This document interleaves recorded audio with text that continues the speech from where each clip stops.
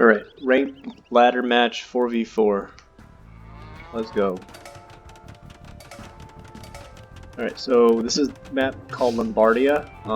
It is a very unique map in that the team is spaced very far, or spaced with each other, and then the other team is pretty much all the way across the map, making it kind of hard to do archer pushes in feudal age and even possibly in castle age, just because of the distance you have to travel. So the nice part about the close proximity is it's in theory much easier to defend each other. If we look at the matchup,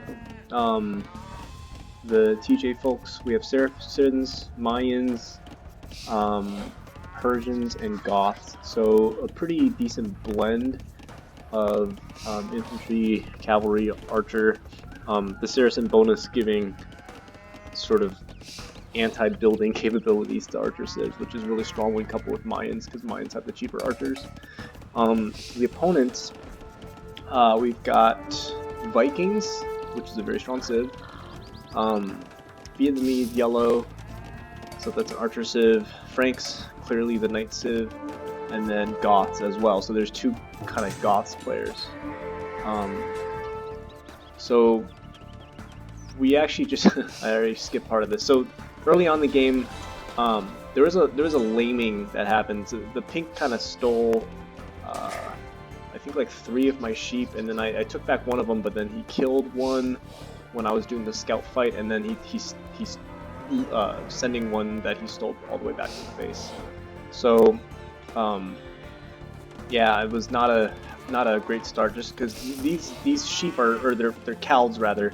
They have more than normal food. They have 150 instead of 100, so losing like even 1 or 2 is pretty bad, not to mention 3. The upside is it did kill their opening scout, making it harder for them to scout rush. Though from the looks of it, and the way that this game is going to drag on, or carry on, is it's not going to be a lot of feudal aggression. Most players are just trying to get the fast castle pretty quickly. As you can kind of see here, nobody's in a rush to get a barracks up, and then go into like feudal scouts or something. Okay, so we talked about the civs. It's pretty balanced overall. I mean, Vietnamese have really strong archers with the extra HP, so that's going to be dangerous. You don't want to basically fight archers with archers when it comes to Vietnamese. You want to sort of counter them with like another type, like cavalry or skirmishers or something, or even siege. And then the other thing is the Frank player is going to have the strongest knights on the field.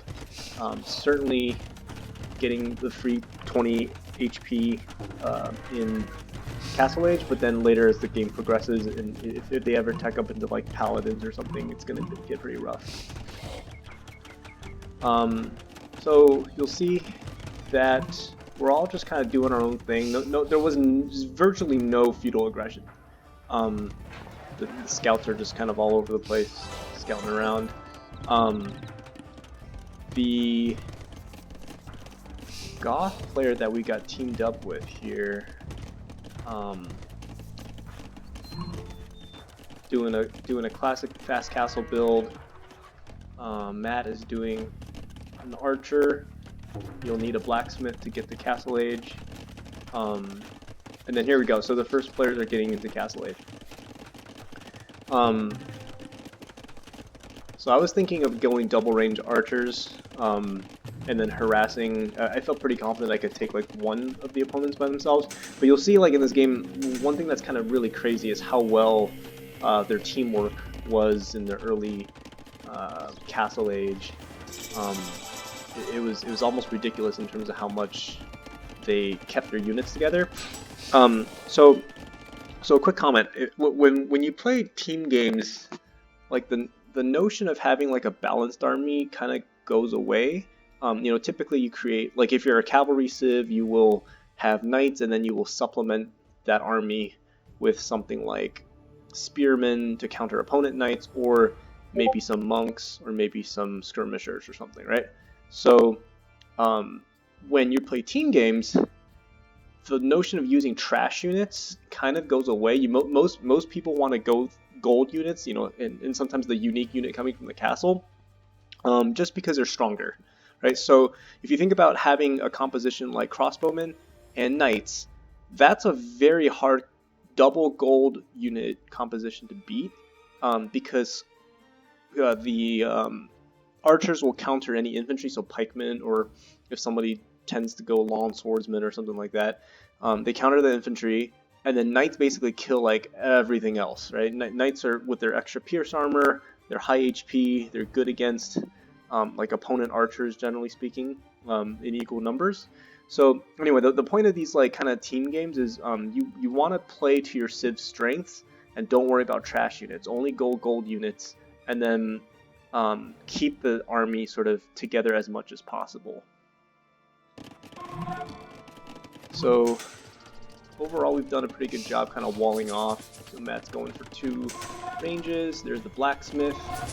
The castle age is kind of slow, probably because there's a bit too much on gold.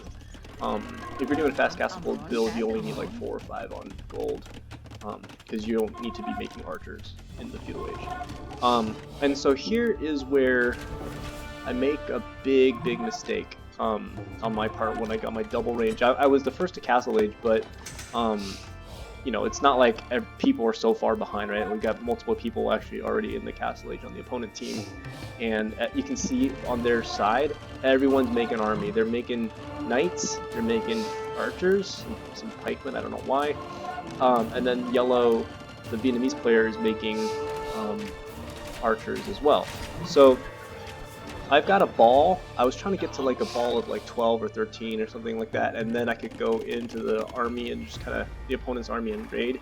Here's the mistake here. The mistake was, we'll just ignore this part for now. The mistake was not setting the rally point sort of like far forward. Instead of having like a big enough group where you have like a ball of death of archers, kind of trickle the units, right? So you see these like groups of 2, it's because I have 2 archery ranges, groups of 2. Once they're clumped together into like maybe like a mass of 15, 20, then they're pretty much unbeatable. Like knights can't really take a fair engagement without suffering heavy losses just approaching the archers. But this is not a death ball yet, and so this is a big mistake on my part. And actually, the opponent's communication was insane in this game. Like they were clearly on Discord. We looked them up later. They were like all from Peru and clearly have played together for many games on multiplayer. And you can see here the knights are grouped together, right? The Frank Knights, free HP. They clearly knew what they were doing, researching the armor upgrades.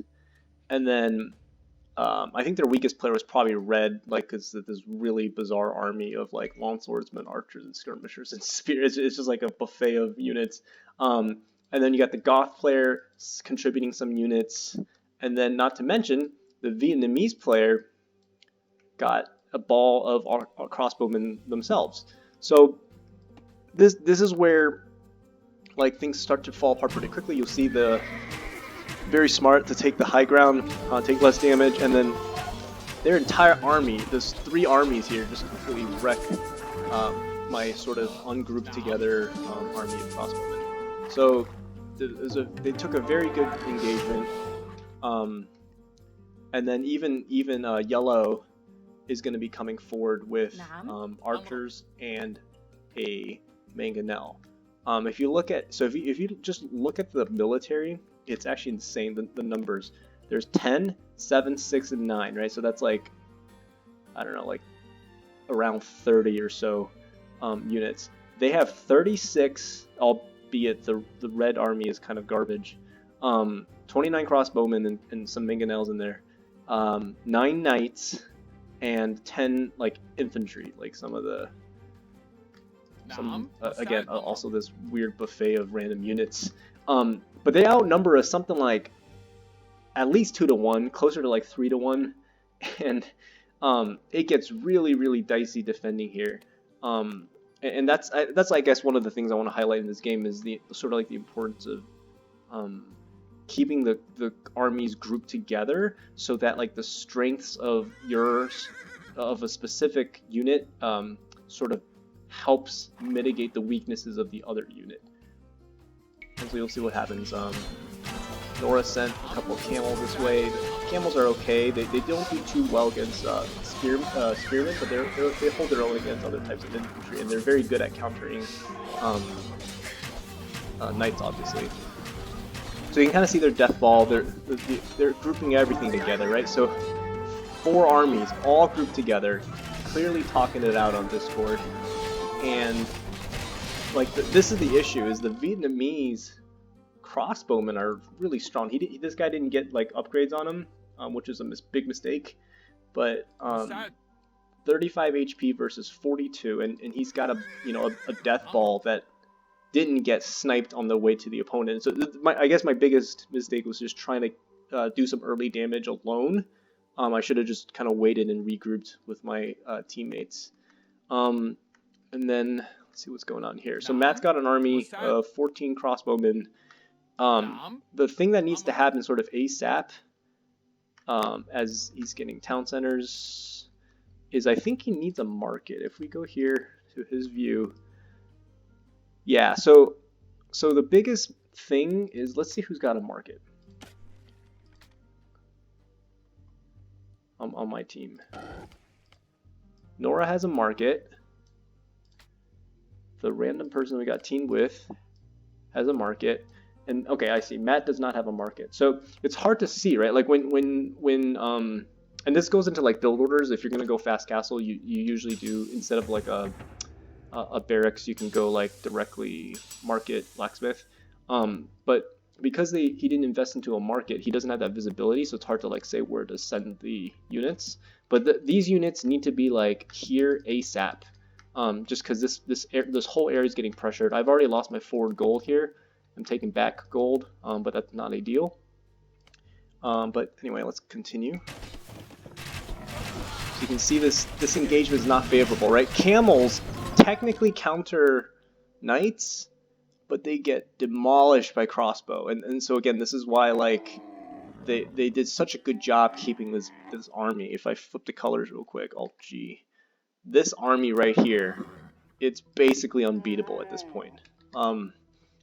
And so, honestly, like it's kind of almost GG. It was very unfortunate that the opponents, you can see me frantically panicking and hitting the signal flare on the map.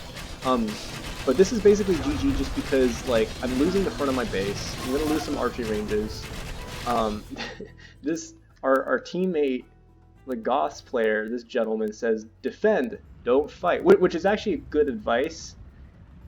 But the better thing he could have done was just send some units right away. He said, I'll send some husk girls. Okay, great, thanks. You know, the husk girls could be useful a little bit a while ago, right?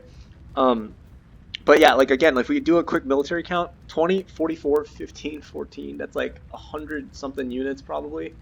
And we've got like less than 50. Just completely outnumbered here. Yeah, Tio has 1 military unit. That's probably a starting scout, right? And I think like if you think about these team games where like coordination with the teammates is obviously very important, and having like a coherent plan is important. Let's look at what they're doing. I'm betting that everybody on the opponent team is on 1 town center, or maybe 2 town centers at most. So you see red, 1 town center. Yellow, the Vietnamese player, 1 town center. Purple, 2 town centers. And then orange, 2 town centers. So for the most part, nobody, let's call it 3 TC boomed into Castle Age. Most of them favored building a large army and then adding some TCs behind it.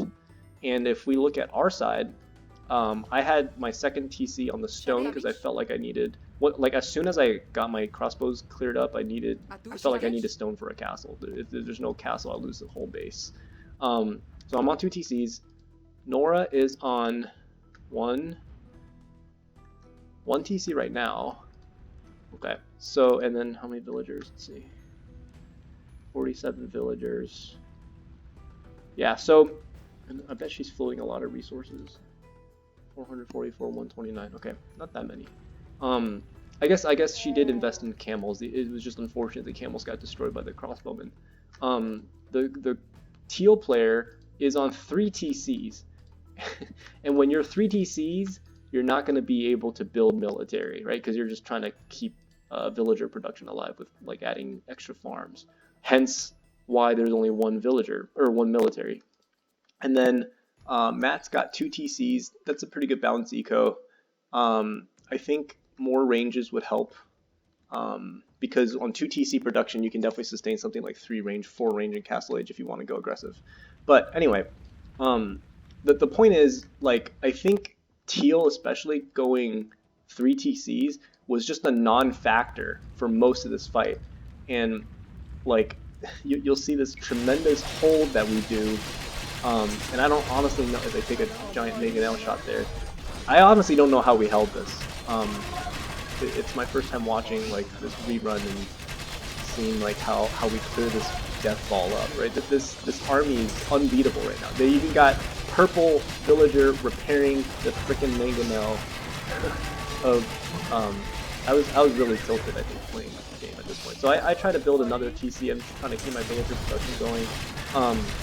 When you see a large army of like siege and crossbow and knights, like the technically like what you can do to defend is, instead of building a bunch of crossbowmen which will just get destroyed by siege, the best defense is something like siege workshop and monks to convert any knights that come because of their superior range, and then mangonels to counter any crossbowmen. So I made a mistake here not having a siege workshop right here as soon as I could, just given the sheer volume of crossbowmen that I was seeing.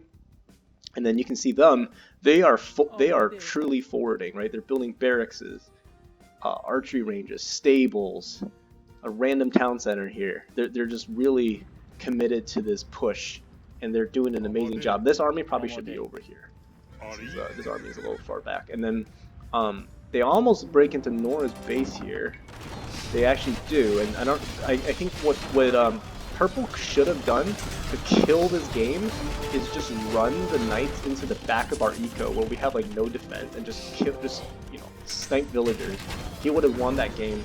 The other way they could have won that game is keeping the crossbowmen. I don't know what they're sort of out of position here.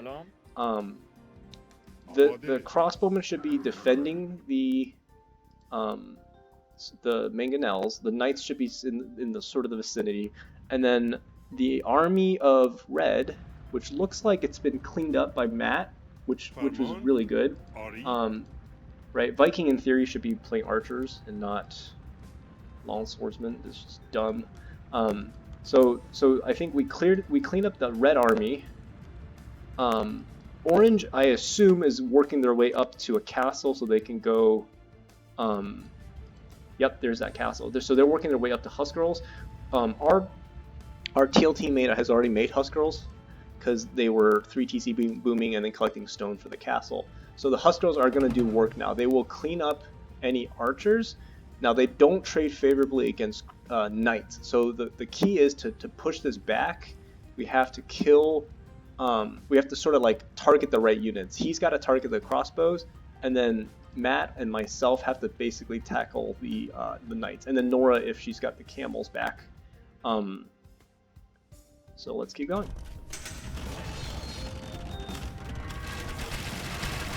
We can kind of see here, right? He's outnumbered. Like, he can take favorable fights against crossbows, but only crossbows. Once the knights get into the picture, they'll get shredded. So this is why I'm sending my archers forward so I can try to fight the knights.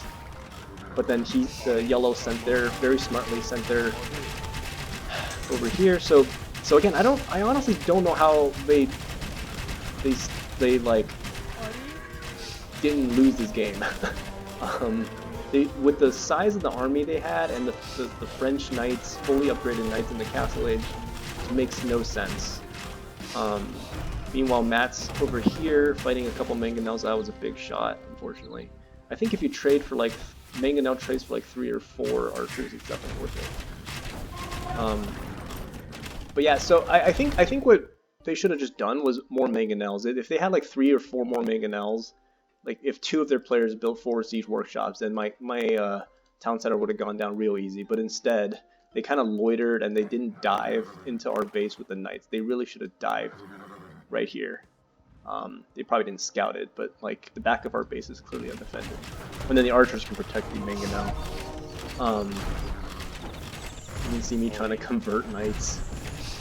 And yeah, I mean, I'm losing this town center, and they're just building more and more castles in my face, just completely disrespectful castles. But now we're seeing a pretty decent pushback. I mean, Nora's got a couple camels. She's got to wait. You need more like 15 or so camels to take decent engagements. Like camels counter knights, but they don't do like amazing against them like the way pikemen do from a cost-effective standpoint.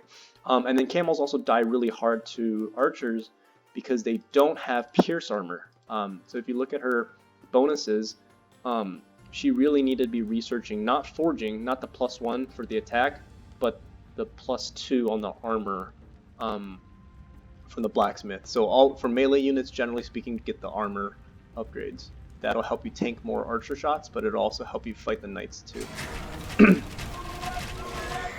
So, because I'm Saracens and Matt's got the Saracen bonus, you know, lopped onto the archery ranges, you can kind of see these blacksmiths, or sorry, these barracks is starting to melt, which is pretty entertaining. And then one of them is already Imperial Age. So they're Imperial Age.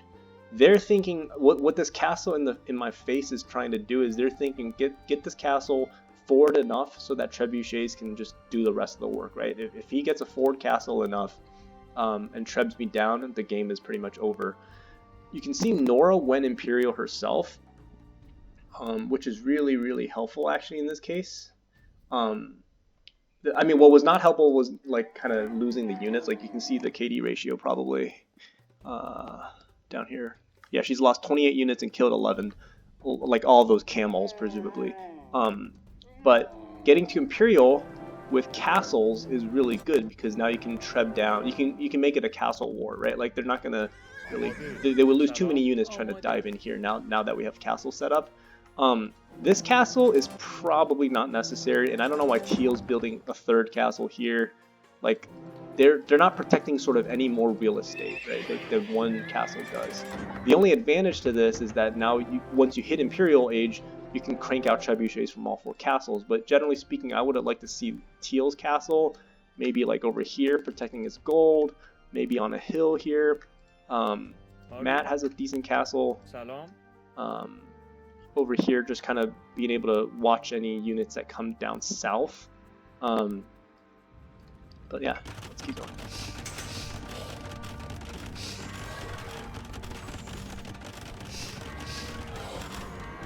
So yeah, so you can see purple already making trebuchets. So it's going to be a full treb war in Imperial Age. And Nora, who is in Imperial, needs to be making trebs ASAP, right? I already lost my town center, but that's okay. I can live on 2 PCs. All of them need to be making trebuchets. The issue is not all of them are in Imperial Age, so it's only purple that can do this. But now we've got a full treb war, and Matt is doing work down here. So Matt can use his army to just completely annihilate this army right here. Completely wipe out red, because pikemen, again, I don't know why Vikings are going infantry in a team game. They should just be going archers. But yeah, if Matt can easily clean this up because they can't close the distance, and then use whatever he can to take out some of the knights, and then Huskers will clean up everything else, right? So that's kind of like the way it needs to be fought. I think at this point, I've lost all of my army. I've got 18. I guess not all of them, but not much of a factor here. Nora, who hit Imperial Age, is mainly going to support making trebuchets, just to take out their forward base. So good, love it. So this leaving here is a mistake. Or there's two ways to play this. Either you completely go counterattack and just say we're okay here, but given the sheer amount of units we've been seeing this whole time from the opponent's army, leaving here kind of is, again, it's reducing our concentrated mass, right? And especially since we're under pressure, when we're under pressure, the worst thing you can do is further dilute the masses. But the Goth players got good Husk girls now. You know, these guys, you know, they do quite a lot. I mean, they don't have a lot of HP, but from a melee perspective, they take so many archers bullets. And so here's sort of like the push. So Matt comes back. Matt's got fully upgraded arbalests, +3/+3, beautiful. And this is, I guess, where the point starts to turn, because these arbalests, even though they're shooting uphill, which deals 25% less damage, they're outranging a lot of the opponent units, and they're sort of like in large enough numbers that they can start one-shotting them. And so you can see here, like, our Goth player has made it to the Imperial Age, or sorry, late Castle Age, but he's researched, what's that thing called? Anarchy? The one that, yeah, Anarchy, so he can create Husk girls at the barracks, and he's just flooding Husk girls. Surprisingly, the opponent Goth player has not really made Husk girls yet, which is kind of interesting. But because of the flood of Husk girls, we were able to kind of finally clear out the Frank player. The Frank player is, I think, getting a little bit scared to continue making Cavalier, just because no one's got the heavy camo hard counters Cavalier. They do a ton of bonus damage against them. And now we finally cleared this push. So, I mean, I guess from an analysis standpoint, this push was really strong by them. They've kind of messed it up. They could have done much more damage by doing two things. More mangonels tearing down my town center, and then just once the town center is done, then the villagers are sort of unsafe and they need to run away, so then they can continue the push. They just took their sweet time, and at the end of the day, what damage did they do? They killed one town center. And you look at the eco, you know, I'm at 100. I have the largest number of villagers, just by continue to pump out villagers through the side town centers. So had they made mangonels quicker to take out my base, they would have done a lot more damage. And then the second thing was they should have just dove head first into our eco. The Frank player made a big mistake here by just camping the knights, right? Unlike archers, knights, they don't shoot freaking arrows, so they got to go in to kill things. They got to go into our eco and just raid, right? Imagine just like 10 knights in this position and then just running around, and then we have to spend forever to chase them. So that is effectively how they like fail to kill our team. And then our Goth player clearly knows what they're doing. You know, I guess it's a pretty straightforward strategy. Just build a bunch of Husk girls. And you know, Matt had pretty decent support once he had the numbers down here, and so now the game is all about clearing out the front base. So it's kind of funny because once the table has now turned enough, if you look at who's building what, the opponents, like our team is making Paladin, our team is making, you know, trebuchets and stuff, and arbalests, right, and Husk girls. The opponent team has basically fully switched. They're not really making units. You can kind of, they're just making villagers, which I find hilarious. Right? Purple's making villagers. Red is making a bunch of villagers and some berserkers, which is useless. The Goth player is teching into, I guess, Halberdier and Champion, which does make sense because that's the only way to play Husk girls. You go Champion. And Halberdier is probably to counter the camels. But they're just like, oh, I guess our forward failed, so let's actually build eco now. And so now they got like a bajillion town centers all over the place, and they're just building eco, which is really fun. But now you look at how the tables have turned here. Military 55, One, one. All the knights are dead. All of the Vietnamese crossbows are dead. And then the others are building sort of like a ball of army, I guess right here and here. But on our side, we've got the momentum because once we pushed back, we kept building units, right? And the Saracens are able to take out buildings, and Matt's able to take out buildings as well. So this is entering, I guess, the mid game, which is funny to say because we're already technically most of the post-imperial by now. But so now it's just about keeping our armies together and continue to push.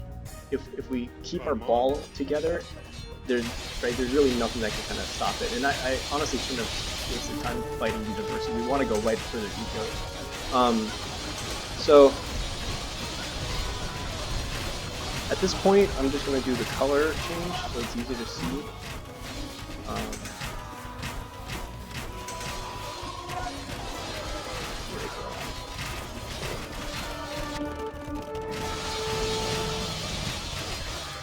So the opponent teched into Imperial Skirmishers. I think this is the game where me and Matt kind of talked about tech switching into for the Mayans, teching into Eagle Warriors. The Imperial Skirmisher is really strong, and especially because it's Vietnamese with the extra HP, but they hard counter Arbalest. They have just as much range, because I'm not Britons or anything. They have just as much range. They have a ton of Pierce armor. They're hard to kill. You can make the argument that, yeah, our Husk Girls will counter them, but if the opponent has like a bunch of champions and paladin or something, and then, you know, tagged onto the Imperial Skirmishers, our archers are going to have a hard time dealing with it. So, and then the opponent also is going for some Berserks. Berserks are, again, they're very good at fighting infantry and pretty much nothing else. You just see all these arrows that are shooting, right? They're taking out camels, they're taking out whatever, and I think this is where our push halted, but there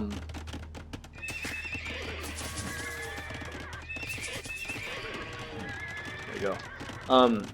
But like the whole point of like taking, well, once you have like a military lead and you've won some battles is gaining map control, right? So we want to continue expanding to the neutral. Like this is actually a really ripe spot to put a town center or a castle on, because this map is huge. But just sort of like how they took map control early game with their military and then put a bunch of forward buildings. Now that we have a military advantage, we want to also do the same thing. And then what I really want to do with all these freaking stables is to raid the hell out of them. Saracen, get fully upgraded Hussar. Hussar, amazing HP. Right, 75 HP with bloodlines that makes them 95 HP, and then they get all the armor. So I just wanted to do the thing that the Frank player should have done in the Castle Age. Just send a bunch of crap to the center of their eco, and then it'll distract them, it'll kill their eco, and then meanwhile we continue pushing the front. So let's keep going. But the key thing is making sure our armies are as grouped together as possible, and this is it's amazing for like a civilization like Persians who have a strong late game. They can go elephants. Like look at the sheer HP on this thing, right? Like 620 HP. It's just like really hard to kill this, right? Even if you have halberdiers, right? They're just so strong. So trying to do some raids. The Viking player is going infantry, which is, you know, as an archer civ seen infantry, it's like music to my ears, sort of. They'll just melt under archer fire. You know, as many berserkers as they have, it doesn't, you know, it's not cost efficient. Here we go. Dora's doing work with the army here. I think Matt has. I must have missed it. I know he did a ton of damage over here with his ball of archers, and now you can see the barracks, tech switch into Elite Eagle Warriors with El Dorado, which is just, again, going to completely kill the army. But this is sort of where the action's at for now. We're just flooding units. We're trying to get into their eco as much as possible. These Elite Skirmishers melt the Paladin. So Nora's Paladin was just amazing to have here. And then, right, like the idea for my archers is if any pikemen come here, I shoot at the pikemen. But Nora will take care of everything else. This is now a bit too much of a counter attack. They've really flooded this side, and so now we need to pull back. Like there's just way too much stuff here. But yeah, like in the late game, you want basically the strongest units you can possibly create. You know, I was even considering tech switching myself into like I think I get not paladin. Oh, I don't get knights, but I do get heavy camels with extra HP. That probably would have been a better choice at some point. At some point, like archers just don't cut it anymore. They're just too squishy, and you want to go for the high HP, high damage units, even if they're more expensive. And here we go. Here's the first wave of elite eagle warriors. Look at these tanks. They take nothing. Like they're just passing by, right? They're taking arrow fire from the castle. They don't give a shit. Just run right into the eco and then let them do their work, right? If some of them die, so be it, right? They can fight Huskarls. They have 100 HP, 9+2 attack, 4+2 pierce armor. Just they're like virtually unkillable except for if the opponent they take like a one-on-one engagement against like a champion or a paladin or something. But yeah, super strong unit. And then on our side, we just need to maintain our ball, continue raiding where we can. You know, Matt's. I think ultimately, Matt's raiding won us this game because you can't end the game. As you can kind of see here, these guys are running low on some resources. This guy's floating a ton of resources, but he is not pop capped, and for some reason 46 idols and not producing units. This is where things can fall apart. You know, this guy's out of gold, which is probably why he made Imperial Skirmishers. And let's see what the Frank player's up to. Floating a ton of resources. So I think this is a mistake by the Frank player. The Frank player should just made their own paladin. They have so many resources, right? Or they should have shared resources with their teammates or something. But I don't know why we never saw paladin or cavaliers again from the Frank player. Maybe they were so terrified of Nora's heavy camels that they tech switch, but it just doesn't make any sense. Let's see what they are doing. Purple is making a bunch of halberdiers. Interesting. Imperial skirmish. Yeah, they're going full trash. Okay, so here's some cavalier. Yeah, so I think a big flub on their part not making paladin. Alright, so you'll see we've got this death ball.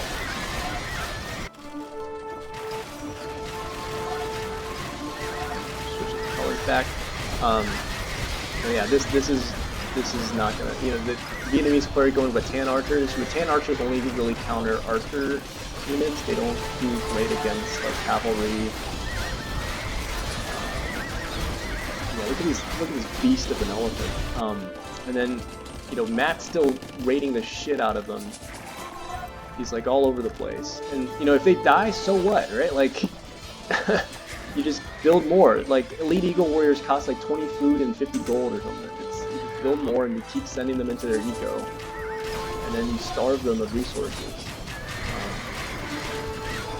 Yeah, I think the Hussar probably was just served my role as a meat shield. Once they get in close, the skirmishers tend to auto target the closest units instead of my archers, but that's a way to keep my archers alive. Nora's got the siege now going, which is beautiful. And yeah, it's looking like a GG, as our Goth player, as a good Goth player should, builds Huskarls nonstop and raids the shit out of them. You know, that combined with Eagles is just complete death. And then meanwhile, we're still pushing the front. I don't think we're necessarily, we took all this lane. We didn't like kind of push them all the way, but the red player's completely dead. And then we're sort of threatening the yellow player, the Vietnamese. Back to the original colors. And then we're building forward and forward castles. They're just getting more and more forward. This is probably overkill. the only beauty of this is like you can build trebuchets more forward. Yeah, and then this is GG. They should call it now.